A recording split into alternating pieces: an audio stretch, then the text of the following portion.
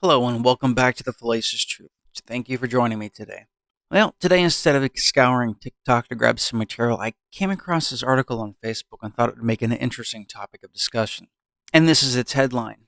Dad wants to know if he's a jerk for demanding $100 from his ex to watch his kids on her custody day. Now, the way I see this, you can look at it in two ways. Number one, you can look at it as the father simply obtaining the resources to watch his child on a day to which he might have to take off of work in order to watch the child. Or you can take this as the father simply trying to stick it to his ex. Something tells me it's going to be the former here. As it turns out, the first reason was actually the correct answer. And he goes on to state this. One dad shared on Reddit that he shares custody of his daughter with his ex-wife. He also pays his ex child support. He emphasized, I adhere to the agreement to the T. I make sure everything else in my life will agree with our agreement because I know that it's what's best for Samara, his daughter. My ex, I can't say the same. She's never been a very organized person, and after our breakup, it seems to me like her life has been even more disheveled since I'm no longer around her to bear the heavy load. Well, recently this dad was getting ready for work when his ex-wife calls him because she needed someone to watch Samara on a day that was not one of his custody days. Why? Her childcare fell through. Her free childcare fell through. Her primary childcare is her mother, and her backup childcare is her sister. Her mom and sister live together, and since her mom doesn't drive, if the sister isn't available, she basically has no childcare for the day. Kind of makes you wonder why she simply can't drive over there and why she relies on someone else to pick up her child. So as in the typical situation with fathers, they're on the hook for paying for the mother to have custody of their child. But when a situation arises when the mother's free childcare isn't available to watch the said children, the father has to take off work from his new job in order to make sure his daughter is able to be watched for the day. Now, me personally, I will make it possible that I'm with my son every microsecond that I can be, no matter what the cost, but for some individuals that isn't feasible, that simply isn't possible. Now, the dad did end up agreeing to watch the daughter for the day, but what this meant was that he had to call in last minute and ask off work. He said that he called his boss and explained the situation, and his boss was cool about it. But he also reminded him that he's a new employee and that he doesn't have any paid time off. And in general, it doesn't look good for new employees to call off last minute. The father said that he understood and he went to pick up his daughter anyway. I mean, quite honestly, what father wouldn't jump at the chance of getting their child for an extra day? Here's the twist though. When his aimback came later to pick up his daughter, he informed her that she owed him $100 for babysitting. He explained that he lost money since he didn't go to work for that day, and it's impossible for him to pay for her childcare by her taking a day off and subsequently losing money because he's also not able to work and having to pay her child support on top of that at the end of each month. He can't not work and still pay. It's literally impossible. So this is ultimately where the conflict starts. And this is also where I'd like to have you guys' opinion down in the comments.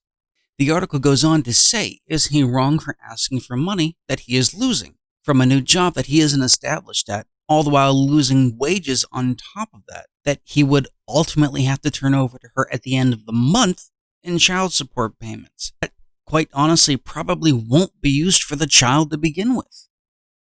Now, upon hearing this, the dad wrote that the mother started screaming and said that she's not going to pay him to watch his own daughter. But the dad didn't back down and he ended up getting his $100. Now, for some odd reason, he's wanting to know if he's the jerk for requiring his ex-wife to pay him to watch his daughter on a day that was not his custody day. You see, it's already happening. We are conditioned as men to think that we're wrong, especially when it involves a mother or a woman. Now, let's really take a look at this. This is where the privilege of the woman comes to bear. This is where the privilege of the mother is shown. She has the audacity to say that she isn't going to pay for someone to watch her daughter. Let's take a minute for this to soak in here. She said that she isn't going to pay for the father to watch his own daughter on a custody day that isn't his. But at the end of every single month, at the end of a loaded gun or jail time, which is pretty much the same thing as the end of a loaded gun, he has to pay her for her to watch her own child on her own time. I'm a firm believer that you are responsible for your children financially when they are with you. You don't get to steal from the father to pay for the child's expenses when the child is with the mother. We aren't talking about the exceedingly rare instance where the father wants nothing to do with the child here. We're talking about a custody arrangement where they both care for their child, yet the father is told that he's going to go to jail unless he pays her for her to watch her own children. Where's the logic in this? Over the years, the system has been designed to glorify single motherhood, and it makes it extremely difficult for a father to exist by providing for himself, as he has to pay for his existence when his child is with him and also when the child is with the mother. This is done intentionally so the mother turns to daddy government to take care of her. And this happens the vast majority of the time. It's an absolute travesty to the father, and more importantly, it's a travesty to the child, as study after study shows that after the first few years of life, the father's importance in the child's life is paramount. It's incalculable, and it cannot be underestimated. There is no substitute for it, because the father is usually the parental figure that keeps the child on the straight and narrow. Now, I do understand and acknowledge that there are single cases on both sides that make things different. But again, I'm not referring to the exception to the rule. I'm also not dealing with possibilities. I'm dealing with the probabilities, not the possibilities and not the what ifs. There are several other things to consider here too. And one of them is that statistics show that over 80% of instances where the mother and the father split up, it's because the mother simply loses interest, wants another hot girl summer, or has another man on the back burner for her to trade up for a new model. The woman leaving for these reasons should preclude the man to pay for her existence when she leaves with said child. Women will find a way to keep the child simply because they can receive monthly financial payments from the father for 18 years. If the mother leaves for the reasons stated above, the financial bank account that she considers the man to be should be cut off from her indefinitely. If she chooses to leave, she loses any and all perks that go along with it. Like I said, I'm not referring to the minority where the father wants nothing to do with the child. I'm referring to the majority where the mother leaves for a simple upgrade. Now let's take a look at some of the comments from the thread. I mean, I'd like to say that some of this is unbelievable, but quite honestly, it's perfectly believable. The entitlement of some of these women is, like I usually say, it's astounding. The first one here is from someone named Karen. So many men would be thrilled to have another day with their kids. No money needed. My dad always wanted to spend more time with us, no matter when or how it came about. Treasure your kids and always enjoy your time with them. Well, this is absolutely 100% true. She conveniently leaves out that the mother is in it for that monthly stream of income that she does nothing for. The next one here is from Melanie. Children are from the both of you, and parenting should never be questioned. Why not take care of your own children? Children are being used as a pawn. Well, yes, the child is being used as a pawn. However, it's not the father using the child as the pawn.